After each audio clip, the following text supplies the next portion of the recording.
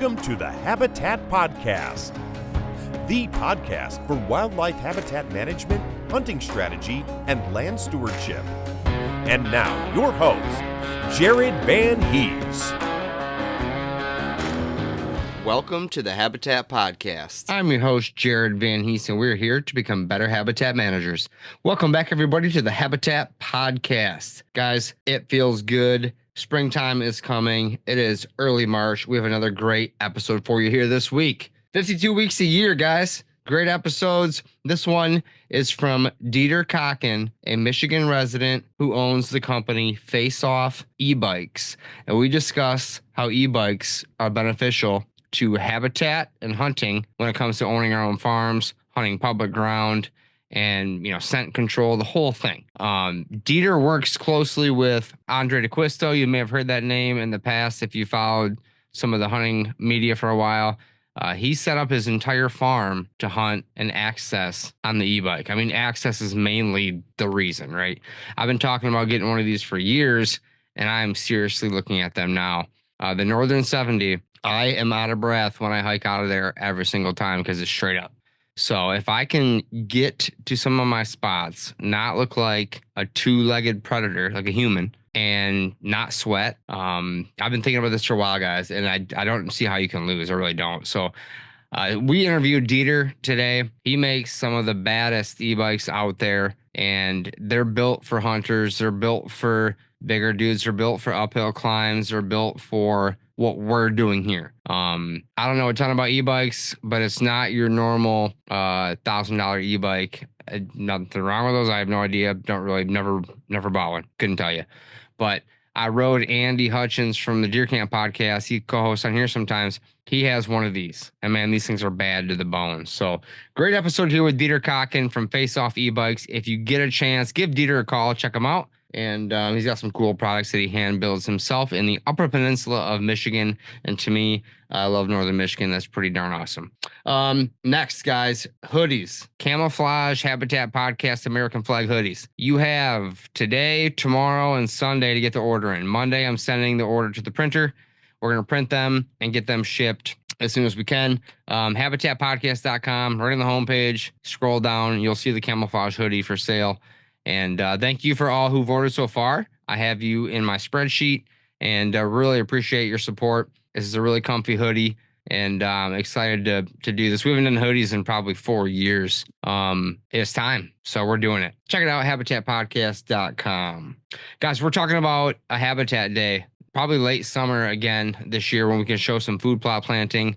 Put it in your calendar. Well, I don't have a date yet, so you can't do that, but put it in your calendar as a notification. Pay attention. You'll be hearing about it on here. I already have people coming. I already have vendors coming. I haven't picked the location yet or the date. But Habitat Day this fall, early fall, late summer, it's going to be awesome. We did a great one last year up at Andy's property, and it was a blast. We had like 60, 70 people there. It was awesome. Last but not least, I want to shout out our listeners in the Patreon group. We got a really cool thing coming for the Patreon members. They don't even know it yet, but we're working on something pretty big. Can't wait to share that here pretty soon. And thanks for their support. It's a little video club that we're in where we send each other videos every day about what we're up to and this and that. And it's really becoming like a Habitat Deer Camp group, if that makes any sense. It's pretty awesome. Check that out. There's a link in the show notes to the Patreon group. Show notes meaning the description of this podcast below. Guys, thank you so much. We're here with Dieter Kochan, Faceoff e-bikes. We'll be back next week with another great episode of the Habitat Podcast. Get out there, be safe, wear your chainsaw gear. This podcast is brought to you by Latitude Outdoors. Guys, Latitude Outdoors is one of the top saddle hunting manufacturing companies in the world, here headquartered in Michigan. Guys, I've worked with Kevin, Alex, the guys over there at Latitude. I've been using their products for over 3 seasons here at Habitat Podcast. The first deer I shot was that first big buck on the 15 acres out of my Method 2 saddle. That buck, I shot him out of the saddle using the climbing sticks, the platform, everything to get up, and that saddle is just very versatile when selecting a tree. It's the first time I hunted that tree on the 15 acres. I climbed up that day and I was able to make the shot and a follow-up shot on that buck in that saddle. Guys, the saddle is so easy to use. You literally strap it on like a seat belt, like a belt. It's all ropes. There's no metal components. There's no chinging and banging and clunking. I wrap it around, I step into it, I cinch it down, and I'm on my way out. I also use their carbon Speed Series climbing sticks. I got those brand new this year. I've been using those all over bow hunting and gun hunting, from public land to private. Very lightweight, easy to carry, stackable sticks. I ended up putting stealth strips on mine and using daisy chains. They compact very well, hang out of the bottom of my pack. And when I'm wearing the Method 2 saddle, I can easily pick any tree in the woods and hunt. Guys, if you're looking for a way to outfit your property without spending $200 per stand, like I'm gonna do on the new 40, I'm gonna prep a bunch of saddle trees and keep the deer guessing on where I'm sitting. They will not know my true stand location because I will not have one. Guys, saddles are very versatile. I urge you to check them out. Latitude Outdoors. Again, I've been using them for years and they are great products. Latitude Outdoors, thank you for supporting the Habitat Podcast.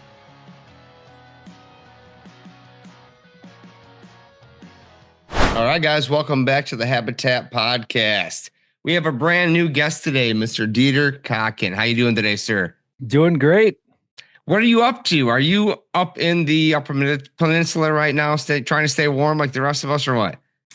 Yeah, I'm up here just outside of Houghton, Michigan. So yep. Michigan Tech University is up here. The weather today was rain, which isn't bad because we have like 250 inches of snow that I'm looking forward to melting so I can get out and do some scouting and do some deer stuff. But can't complain. Hopefully spring's around the corner. They usually teases us up here where we'll get hammered with about 3 feet somewhere before we hit May 1st. But hopefully it's done and we can start looking forward to spring. Do you say 250 inches?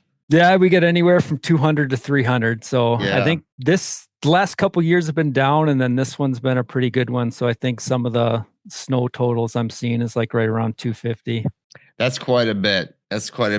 We have somewhere between 120 and 180 in northern Michigan here, and that's pretty good comparative. But man, 250, that's a lot of snow. You're not doing any scouting or shed hunting anytime soon, right? Little bit of snowshoeing, but yeah, cool. I mean, the sheds are so buried right now, and there's only limited spots where the deer are getting to some browse and some grass there. So, but yeah, I'm sure the deer are excited for spring too. And do they migrate where you're at? Yeah, we get my property.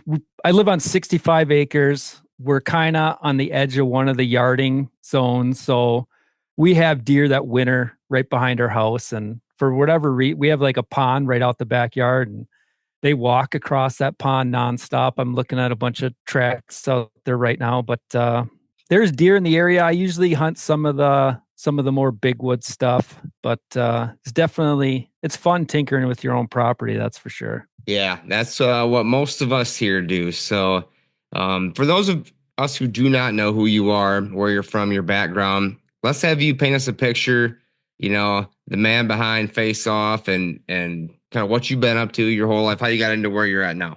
Sure. So hardcore bow hunter, kind of somewhat late introduction. I started in high school. Got one of the guys I actually played hockey with in high school. His family was big into bow hunting, so they kind of took me under the wing. And that, as soon as first couple times in the tree, I just couldn't get enough of it. So kept going with that through college. Came up to Marquette University, played hockey with Northern Michigan University. And then after college, I ended up playing 10 years professionally, mostly in the minors, some in the NHL. But that gave me the ability to move around a lot of different states, especially out east. And everywhere I went, I always had a bow. So I hunted every year I played. We had a good schedule where we had the afternoons off. So I was in the tree any chance I got. And that hunting's always been my passion. I think hockey kind of became a job at some point. And then hunting was the passion. And then that definitely, it seems to have intensified the last 5 to 10 years. Can't get enough of it. And that's where the bike company came from. Was it was just I recognized that it was a tool that would make me more efficient and give me more opportunities, and just went down that rabbit hole of originally just building a bike for myself, my brother, a couple buddies, and it turned into a company, even though at the beginning that probably wasn't the intention. Yeah, never always is. I'm curious to what experience you had when you were like, I need to build myself an e-bike now. I'm tired of A, B, or C, whatever that was. It was public land access on some out of state trips. I hunt every year. I go to Wisconsin, and there was a couple spots where I originally started with just a pedal bike and realized that even though I thought I was in shape, when you put in hunting clothes and stuff, you end up working up a sweat. So, and then the big one was a trip to Nebraska where it was a velvet mule deer hunt, and immediately the pressure was very predictable. And there were some areas on maps where it's like, geez, if you could just get there, there'd be nobody there. And that's kind of got the ball rolling. And it was originally I was just going to take my fat bike and put a motor on it and kind of build my own, which a lot of guys do. There's the Bafang BBS HD motor is kind of the DIY motor. It's a 1,000-watt motor with 160 Newton meters of torque. So it quality wise, it's right up there with the best, and you can build them yourself. And I started going down that rabbit hole and got some connections through companies that were importing the motors, and I could get motors, frames, other parts, and just kind of basically originally took somewhat of a white label product and then kind of revamped it and made it better and figured out what was going to break, what parts needed to be better. And I think our big change was when we started eliminating the derailleurs and going to single speed bikes where you could drive them through 6-foot tall grass and beans and corn and everywhere else and not have to worry about the derailleur snapping off and a bunch of other problems associated with bikes with derailleurs. Okay, so I mean, the past, I don't know, 5, maybe 7, 8 years, e-bikes have really been showing up everywhere, on the bike paths in town, out hunting. So you were kind of on the forefront of that, getting into that same interest that everybody else has with them. And so you were starting with a more of a white label option, and then you said, we got to beef this thing up. Like, what is the derailleur for those who don't know, and how did you run across that problem? So the derailleur is basically in charge of all the shifting in the back of the bike. Okay.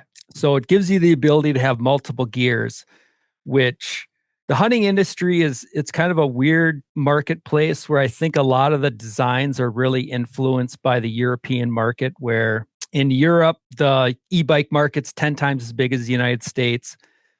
Top priority for most e-bike riders is top end speed, around 30 miles per hour. For whatever reason, step-through frames are viewed as a woman's bike. So there's some connotations where it was difficult to get parts. So when we started looking at single-speed bikes, the parts really didn't exist. So we actually locally fabricate our single-speed parts up here in the UP to where we could get the right gear configurations that would allow the bike to climb really good, where I have videos climbing ski hills, different significant terrain, just throttle only. And just kind of looking at how the bikes are designed and how can we make them better? How can we make them better suited for hunters, whether it's the step-through frame, eliminating the derailleur, baskets, fenders, rear racks, things as simple as comfortable seats, narrower handlebars, where the industry standard has always been 30 inches compared to our bikes have 25-inch handlebars, which is way easier for going around trees, navigating tighter terrain, little things like that, where as a hunter, my customers typically don't put a lot of miles on the bikes, but they're hard miles. They demand the bikes to go in areas that bikes really weren't designed to go. So we have to look at that. And if there's a weak spot or a failure, how can we redesign that part and come out with something that's going to better suit our customers? I love it. That makes sense to why I've always thought I needed one, is literally the hard miles that you mentioned. I saw you at Crystal Mountain last summer at TAC take that thing to the top of whatever run that was. all the way up through the tall grass up to the top.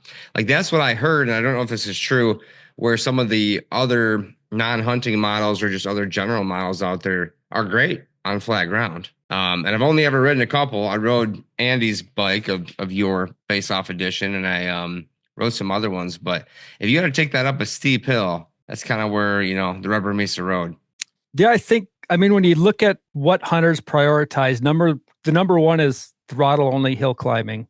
Okay. So the 1,000-watt motor has 160 Newton meters of torque compared to the most affordable bikes are usually hub drive bikes where they're going to have between 60 and 90 Newton meters of torque. So they just can't create the gear ratio to climb that hill. Like they just don't, regardless of how many watts they have, they just don't have the torque. It's like the analogy would be if you've ever had a high speed drill and you're drilling through like a piece of oak with a huge bit.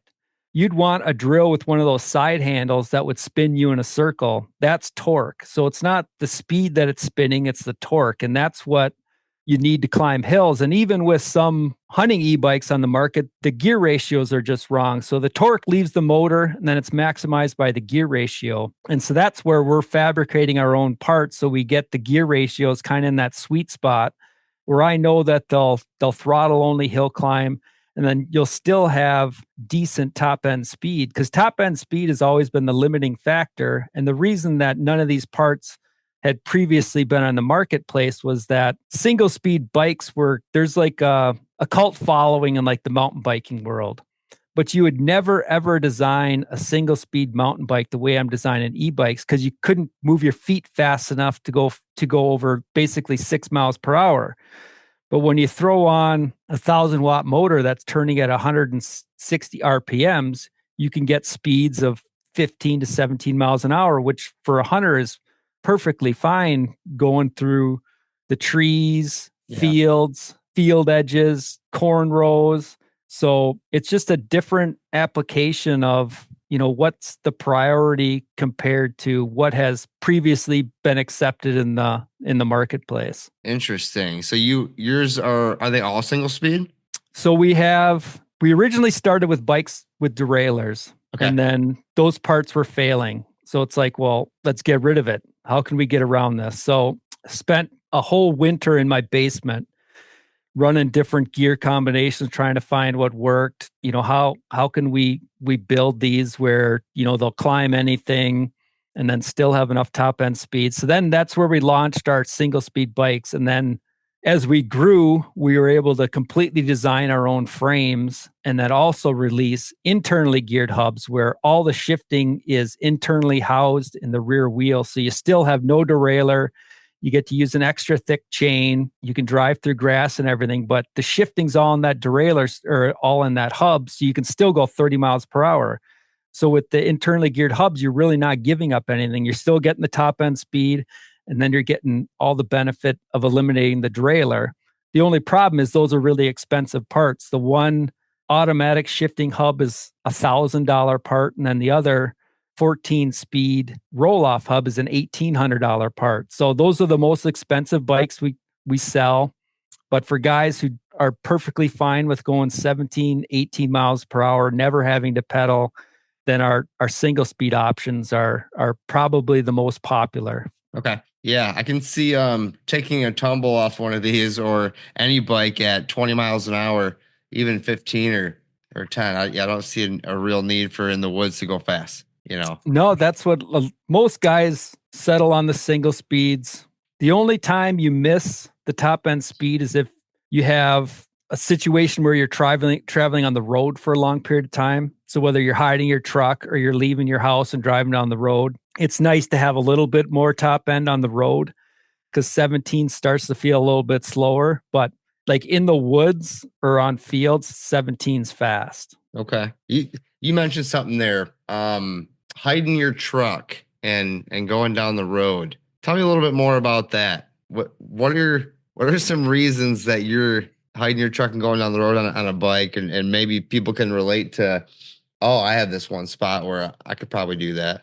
It definitely comes into play with public land, but even private land. Like if you don't want your neighbor to know that you're hunting the one fence line, if your park's trucked in the road and the fence line goes there, then he's going to be able to figure out exactly where you're at. And then for public land, especially small pieces, if you can park your truck a mile to 2 miles away and then hunt this small piece, you're way more likely to be left alone than if you park right there 2-3 days in a row. You're inviting company. So when I go to Wisconsin, I am pretty much every single spot driving the bike 1 to 3 miles from where my truck's parked. And it also gives you the ability to where it's way more enjoyable, because I remember in the past, you'd park, it could be a morning hunt, could be an afternoon hunt. And it was just a mad scramble to get dressed and run into the woods that no one would see that you're there or what you're doing. Compared to now, I can park, I can leisurely get dressed. I don't care if anybody sees me because I'm hopping on the bike and I'm driving to where I'm going. So it just, it opens up a lot of different options, especially for access. And that could be private land too, where previously you were always limited for your access to where you could actually park your truck. So when you talk about guardrails and other areas where you just can't physically park a vehicle, now you have the ability to take the bike, drive to that spot, and kind of jump in from that attack angle compared to how you've been forced to access in the past. Yeah, that's a good point. I never thought about not letting the neighbors know exactly where you're at, especially if they're hunting, there's a certain deer around, or I can see the advantages there. When you're using an e-bike, that my thought was always, I'm not leaving any boot scent on the ground. Is there merit to that? I mean, there's still, so my real how much job is still right now, there, right? my real job is I'm a canine handler in the Michigan State Police. So thanks for that. The dogs, you're still losing human odor. You've eliminated the human profile of ground disturbance odor. There's still odor coming off your body, but they won't be able to identify that exact footprint that would be a person walking. The dogs can tell the difference between a 200-pound man walking and a 100-pound kid, just for how the grass is crushed, that certain person's odor. Every person smells different. So the bikes do change that odor profile where it's no longer a walking human, and a walking human is typically a threat. They do tolerate the bikes way more than even four-wheelers. Definitely walking. They'll typically just watch you. You can get very close to them in the dark, and they'll just stand there and wait for you to go by. The bikes aren't perfectly silent, which I think is a benefit because you don't really sneak up on them and completely spook them. Yeah. Where they can hear the noise. It's kind of just a muffled little bit of a humming noise, and then they can hear it go away. And as long as you don't stop, they seem to react completely different than if, you were walking for sure, but even like four-wheelers. And that could change over time, where if they have a negative experience with an e-bike, then it could change their behavior. But for the most part, it's amazing what you can get away with driving on, whether it's public land or private land. Because I have the pleasure of talking to a lot of different customers about how they're using the bikes and, what works for them and what they're getting away with and how they're, utilizing the bikes on, whether it's public or private land. I want to get to some of those. A couple more questions first. Like for the spot where you talked about them not being freaked out and kind of just standing there watching you go by, like a truck, right? Like you're in a truck. As soon as the truck stops, they bound away in the field. Have you ever come across and surprised anywhere they went wild, or is it the majority of the time the opposite? Or it's, for the most part, they're not overly bothered by it. I think Cool. It was 2 years ago. I was leaving a spot. I don't want to describe it too much, but I was leaving a spot and driving the bike, and I thought I saw like eyeballs or whatever. And I usually drive the bike. The bike comes with a headlight, but I usually have my headlamp on too. So if I move my head to the side, I can basically see what's to the side. And I drove by, and he must only been like 10 yards off the trail, just a big bucket of scrape just standing there, and hit him with the light. He just stood there as long as you don't stop, you can keep going. And I was able to hunt that spot a couple nights later and harvest that deer because I had all kinds of information I wouldn't otherwise had.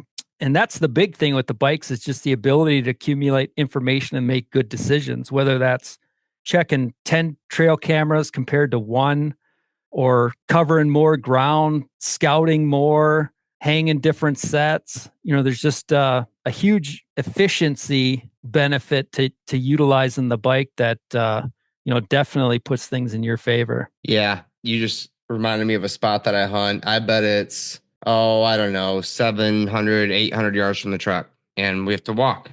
And it takes me, a good 30 minutes to get down from when I'm in my tree to I'm back at the truck. And I have to account for that if I got to hunt before work or get back to pick up a kid or whatever it has to be. I could cut that time into a third right there, just by that alone. And then I'm not leaving any of my human boot scent on the ground, at least as much. Like you said, there's still skin cells falling off, I'm sure, and everything else. But when you do get one of these bikes to a hunting location, what do you do with it then? I usually park mine from further away and then walk in. Like a lot of the public spots, I'm basically parking, driving the bike down a road, jumping in, stashing the bike in the first bush there, and then, walking to the spot. I'm not driving it straight through the woods. Gotcha. I've had one customer called me and he basically had his target buck. He had the spot, got off work late that day, was tight for time, would have never hunted it if he was forced to walk in, just because by the time he got there, it would have been prime time and he'd risk spooking the buck out. So he used the bike, drove it right to the tree. And for whatever reason, if you lay the bike down, it doesn't bother him. If it stands straight up, that seems to bother him. So he ditched the bike right at the base of the tree, was in the tree for 5 minutes, shot his target buck. So those are just opportunities that if you didn't have the bike, you just would be missing out on, where, you wouldn't be able to get there in time. You're tight on time. It just makes you more efficient when it comes to, the hunting season is a limited time frame all by itself. And when you throw in other commitments, you only have so many days. And if you can all of a sudden add a couple days to what you're able to take advantage of, then you start to put the odds in your favor. Yeah, I'm having trouble finding reasons not to get one. And you're not sweating. You didn't just run to the stand sweating like crazy. Then you're sitting up there throwing scent everywhere. Maybe there's some days where you're freezing your butt off because you rode the bike and didn't walk in, but I can see keeping your sweat down because that makes you cold too. If you get hot and then have to sit in the cold. What am I missing? What other reasons do you think people would benefit from using a bike over the simple walking in right now? And then I want to get into some of your customer stories and kind of how Andre or anybody else sets up their farm specifically for the use of an e-bike. I'm in the middle of setting up a couple places, and a lot of our listeners are too. Yeah, I think tactics wise, it opens up a completely different playbook, whether that was spots that you eliminated because they're just too much work to get to. So if you make those easier, more convenient to get to, you're going to hunt them more. Could be a camera on the far end of your property that's just a pain in the butt to get to. If you're able to take a basically air-conditioned bike ride 2 miles in, 2 miles out to check a camera, the likelihood of you checking that camera compared to if you had to walk 2 miles and 2 miles back is significantly bigger. So it's just giving yourself more information to make the right decision. Because any one of us, if you look at what happened last year, unless you had the season of your life, if I all of a sudden told you, I'll give you 10 times as much information as you had last year to make the correct decision. If you had that much more information, you're going to put yourself in better spots.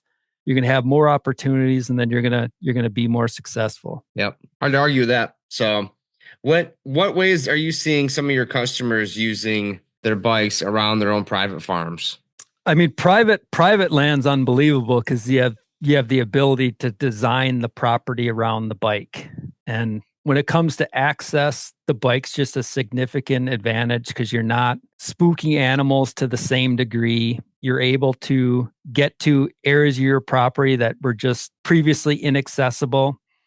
When you talk about Andre, we've had several conversations where he's talked about how he's completely redesigned his farm to where he's cutting trails through cornfields, which is an amazing screening. Yeah. He's cutting different trails to other, because he has a larger piece of property, areas where he just couldn't access in the past. Now he can access them more.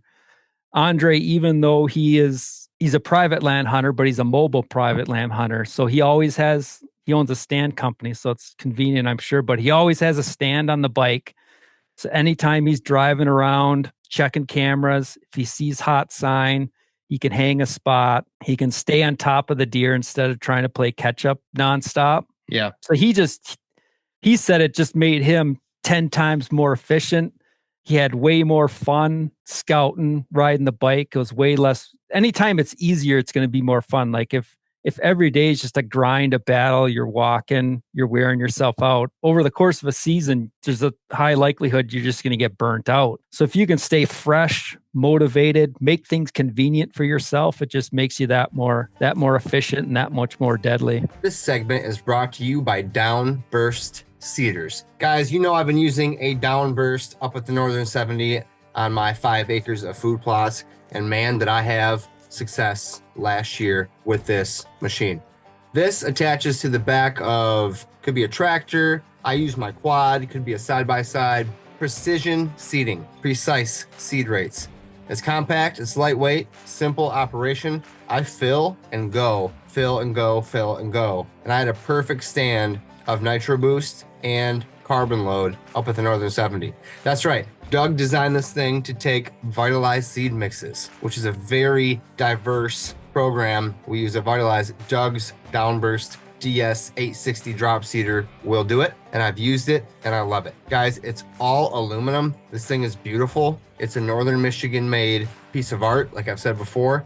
I urge you to check it out. Doug's been making these himself, shipping them out to our listeners one by one. And man, if you want something to plant expensive seeds like clover, brassica at the exact rate, check out a Downburst Cedar. Doug over at downburstcedars.com will get you taken care of. Tell them Habitat Podcast sent you. There's even a discount for you.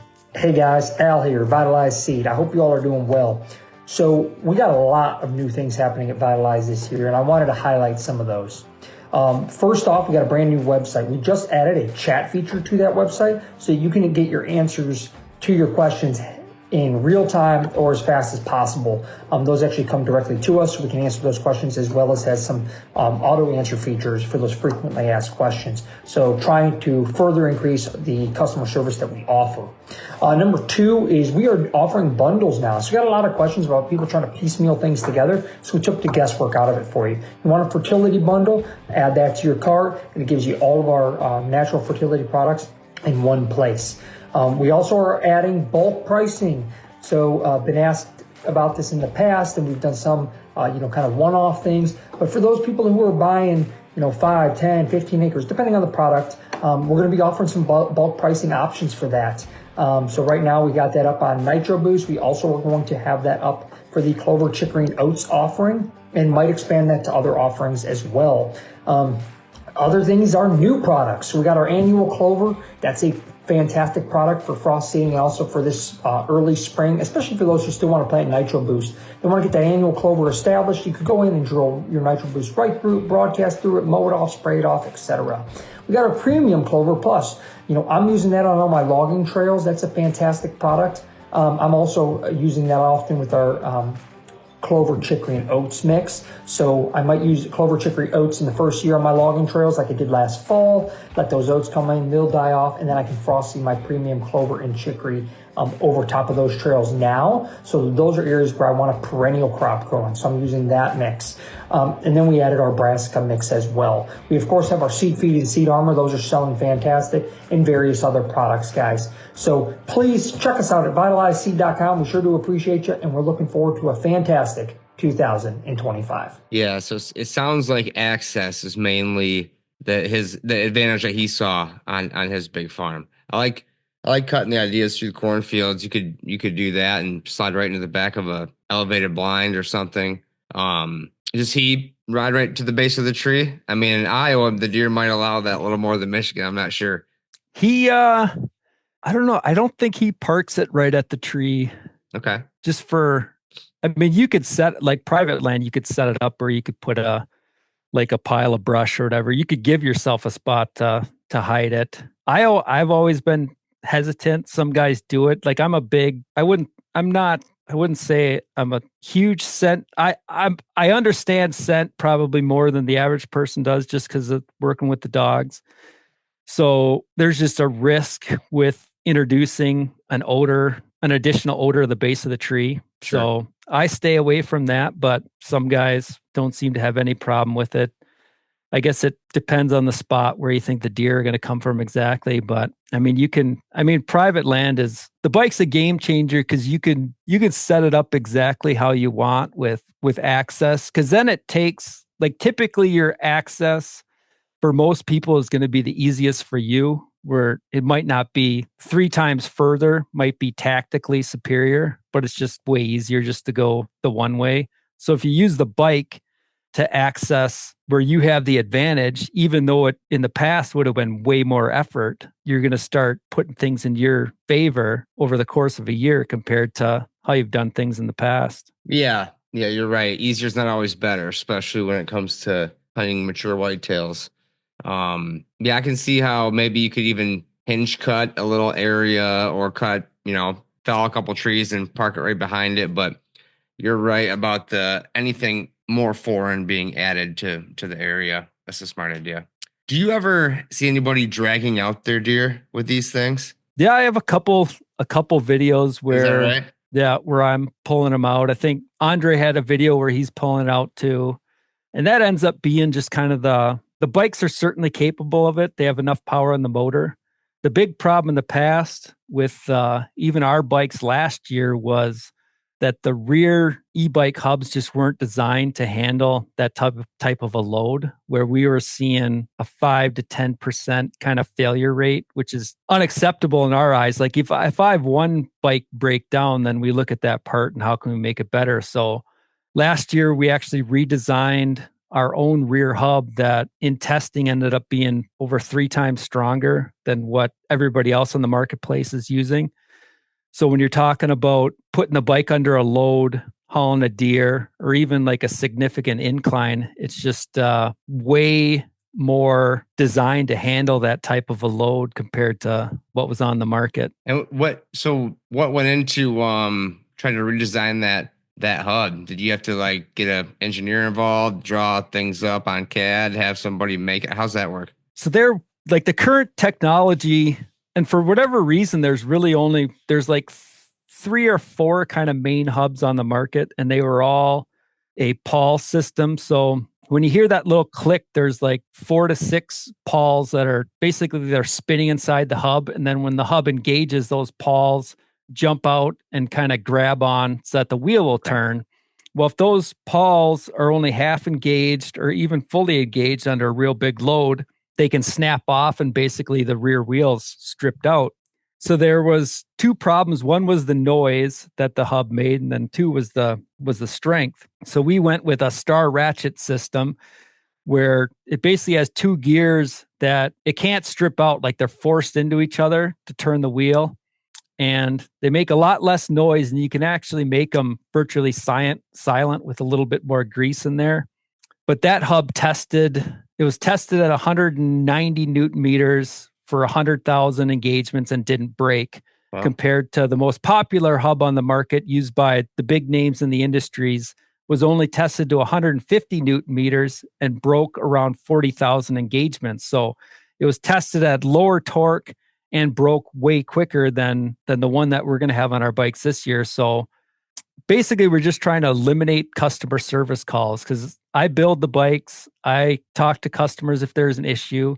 And if there's an issue, we want to design around it so that we don't have that happen in the future, not only for my own sanity, but for our customers, that they can have a reliable product. Because hunters, they don't put a lot of miles on them, but they're hard miles. So we have to design the bikes to perform in hunting conditions where bikes basically are not designed to go through 6 foot tall grass, mud, water, even steep hills, throttle only. So we have to design the bikes to have those features where they're going to perform or where guys need them to perform. Yeah, no, that makes sense. And I mean, the other bigger names in the industry we've all heard, the Quiet Cat or whoever else for many years ago. Is that just like a profit type decision to put the lower end part in some of these bikes? Like why are you going to be the only guy with the brick shit house type new part where, nobody else is? Why? It's probably, I mean, business wise is what comes to mind, but I don't know. Some of the companies, and not all of them, but it's just like lazy designs. Like I see really expensive bikes that I wouldn't even sell just because it's like, how can you design it? Like if you're designing the whole frame, how can you make it like no thought went into it? Like there's a problem that would have been solved very easily that wasn't addressed and just slapped together. And so I don't know if that's some of it. A lot of it is, I don't know who's designing these bikes, but I think there's like a really heavy European influence where the European market's way bigger than the North American market. Yeah. And then you look at the hunting market is even smaller. So the hunting market is a tiny part of the e-bike market. So when you look at things as simple as like step through frames, which is technically a woman's bike, but in the hunting market, probably 99.9% of my customers want a step through frame so they can get on the bike easily with boots, bibs, and other things. So why wouldn't, like you look at all these other companies, they're starting to sell more and more. And the other thing was single speeds. Like people thought I was crazy when I started making single speeds that would only go 17 miles an hour. That, well, guys don't need to go that fast. Like if you can make a more bulletproof design and the only thing you're giving up is top end speed, that's something that hunters are interested in. It might not be something that a non-hunter would want, but I'm only designing bikes to meet the needs of hunters compared to kind of sell to a big part of the marketplace, where I think some of those other companies are stuck trying to sell at a larger part of the marketplace and really narrowing down to, specifically what they may have been started. Like I think Rambo and Quiet Cat started as hunting bikes, but then they've grown. Like they've seen where, okay, we can improve sales by offering something that's more appealing to everybody, but then you're kind of taken away from that part of the marketplace that everybody thinks that you're directed towards.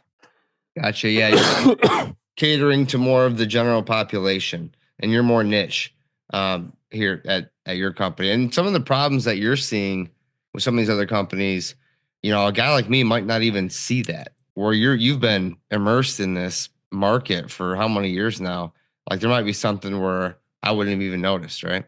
Yeah, it's just little things, especially with the single speed bikes, because they've started to gain some popularity. So other companies are coming out with them. Okay.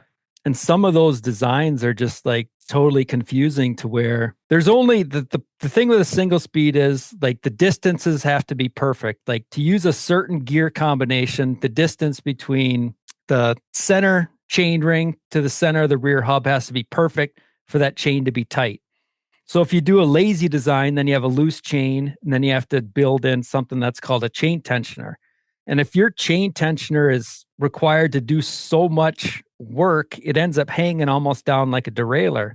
Mm. And if you're designing your own frames, there's no reason to even have a chain tensioner because you just design that distance and then make the adjustments into the frame. Because all of our new bikes have the adjustments into the frame, so we don't have chain tensioners.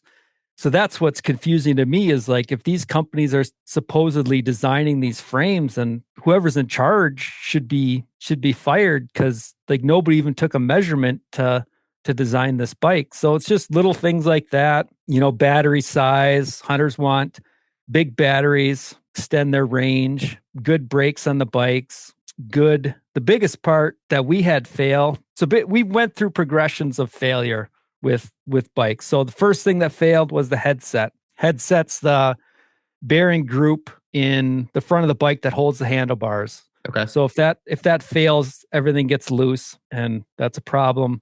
It's easy for me to fix, but you don't have the tools or the knowledge, so it's not something you want to deal with. Well, most of the kind of mid to cheap bikes that are getting imported all have terrible headsets that'll fail within. I've seen them fail within a week on the short end, and then you might get lucky, maybe they last. So that was the first part we changed. The next part was the derailleur, where that was failing. So we got rid of the derailleur. When we got rid of the derailleur, nobody had rear cogs that would make the gear configuration. So we started designing our own rear cogs. I think we've designed like 5 different ones that we get locally fabricated up here in the UP. So that's how we build our single speed bikes with that part. Then we realized that these hubs are failing. So then we redesigned the hub, and it's just any part that breaks, we're going to look to fix. Like one is too many. If it gets more than one, this is something that has to immediately be addressed. And that's where I think direct to consumer has been good for us, because we can stay out in front of these things. Because I build every bike and then ship it to the customer. So if there was a problem last week, your bike's not going to have the problem because it's not in the box yet. Compared to if I had bikes all over the country to dealers, staying ahead of these problems, making fixes, and continuing to innovate would be significantly reduced. So for us, it's been a really good model. I don't think we're going to change in the future, just because I think I can provide better customer service where it's consistent customer service. Because like you could be a great guy and want to be a dealer, but like I don't know if you're going to stand behind the product, have the knowledge, have the ability to help the customer make a repair.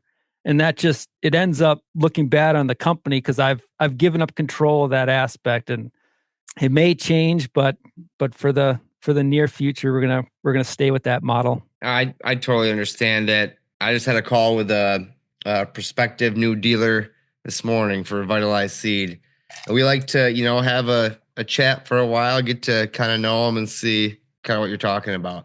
I can see with your part in the complication, the technical side of it, it could be a little bit hairy trying to get everybody to know all the details as much as you do. Are you the customer service guy too? I am. So I own the company, I build the bikes, and I'm customer service. So I'm just, when I design and build, it's so that there's no customer service that I have to do. So there you go. Our goal is to make them as bulletproof as possible. And, I value, we obviously always value our customers, but being a mid to high range product, people should expect that it's going to perform, and they should expect that if there's an issue that they can talk to somebody on the phone, compared to being on hold or talk with somebody who doesn't know what they're talking about. I have to provide value for the products that are purchased. And, a lot of that is when anybody buys a bike, they have my cell phone. And if I'm not in a tree or occupied at that time, I'm going to take that call. We had one customer who was on an elk hunt, and he had like no cell service. He was calling me from the top of a mountain, and his bike was intermittently shutting off. And it ended up being a simple fix that I could immediately identify where his speed sensor had got knocked out of whack, and it just was a quick fix for him. He was able to get up and running. Had another call, guy was leaving his tree stand. So he's in the dark driving through grass or whatever. He's a couple miles from his truck. He's like, hey, this is happening. And I said, well, try this. And sure enough, that fixed it. So, I intimately know the bike. Yeah, so if something happens, something that could take them 2 weeks of research and asking people on Facebook is something that, oh yeah, try this. Like they're not overly complicated. Like once you understand them, it's a motor, a controller, a battery, and a display. And basically the display talks to the controller draws power from the battery and supplies it to the motor. So there's only so many things that can go wrong. Everything else is just bike parts. Like there's nothing different than your regular fat bike when it comes to a lot of parts on the bike. But most customers don't have that knowledge and just need somebody to either point them in the right direction or help them through a process. And that's all they're looking for with when they have a problem. Because when you have a problem, that's a significant event in your life, and you just want help. And if there's no help out there, then I mean, it's a pretty lonely feeling. So, I mean, when you buy a bike from us, you're going to get great customer service, and then you're going to get a product that's designed to do what you need it to do. Very cool. One question that I just thought of: have you ever seen anybody mount a food plot seed spreader on the front or back of these things yet? Yeah, I just sold a bike to a guy at the Pennsylvania outdoor show. He bought a bike, and his plan was to go frost seeding with it the next day. That's awesome. So there's like, you I might was have onto something there, man. That's awesome. There might be, like, we're kind of looking into that, what options might be available, but they're definitely suited for that type of work where there's places where you could mount it, and then it would just be a matter of like how you would do the electrical. But it's definitely a thought that has come to our mind, and I don't know exactly how he was spreading it, but he had big plans to go frost seeding the next day with the bike. So nice. It sounds like the PA show was good for you then. Yeah, it was good. It's the first time I've ever been there. It was a busy show, a lot of people, lots of interest. We did really well selling bikes. So yeah, it's good to connect with people. I mean, we're still growing as a company, so a lot of it's getting the word out there, because I think when you just take our bike and compare it side by side with other stuff on the market, like we're using the same parts or better parts. So you can see the value in what we're offering when we're able to talk to people and get answering their questions, what they have about the bikes. Okay. And what other shows are you going to be at here in the near future?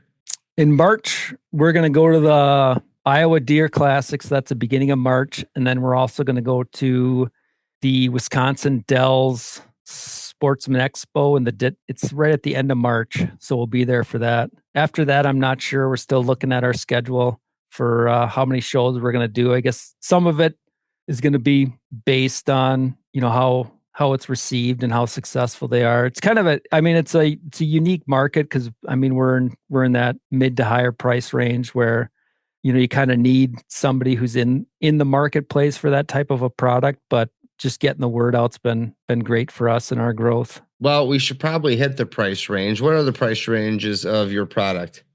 So we have bikes starting at $3,000, and then they're going to go all the way up to $6,900. Nice. So as the price goes up, typically you're going to get a bigger battery, more features designed into the frame with trailer attachments, different add-ons.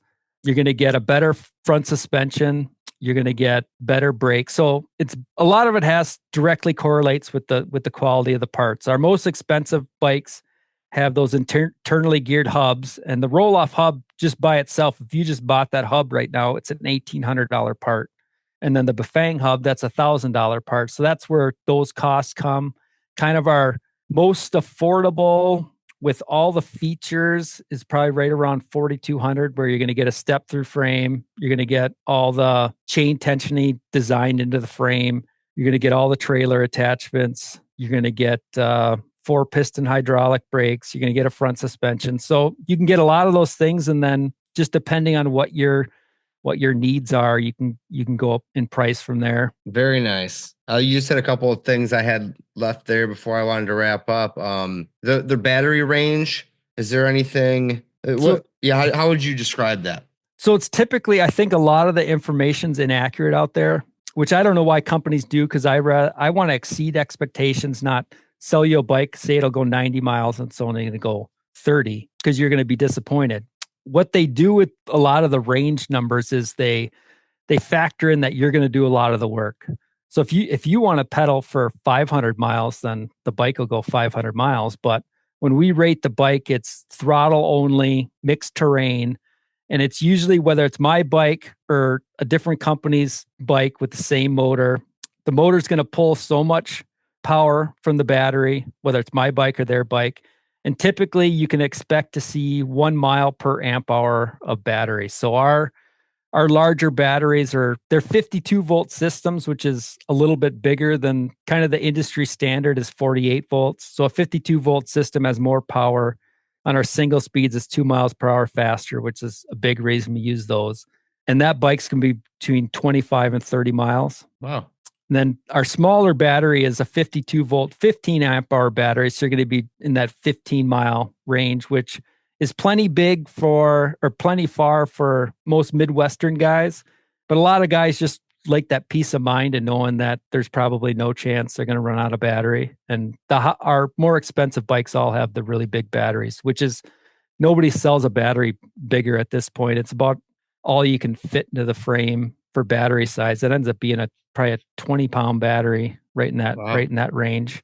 And they charge 5 amps per hour. So if you had a 20 amp hour battery, it'd take 4 hours to charge a fully drained battery. So they're good, high quality chargers. They're going to definitely charge overnight in that 4 to 5 hour range. Okay. And then are these bikes light enough to where guys are throwing them in the bed of their truck? They're using a trailer hitch bike rack. What are most guys doing with that?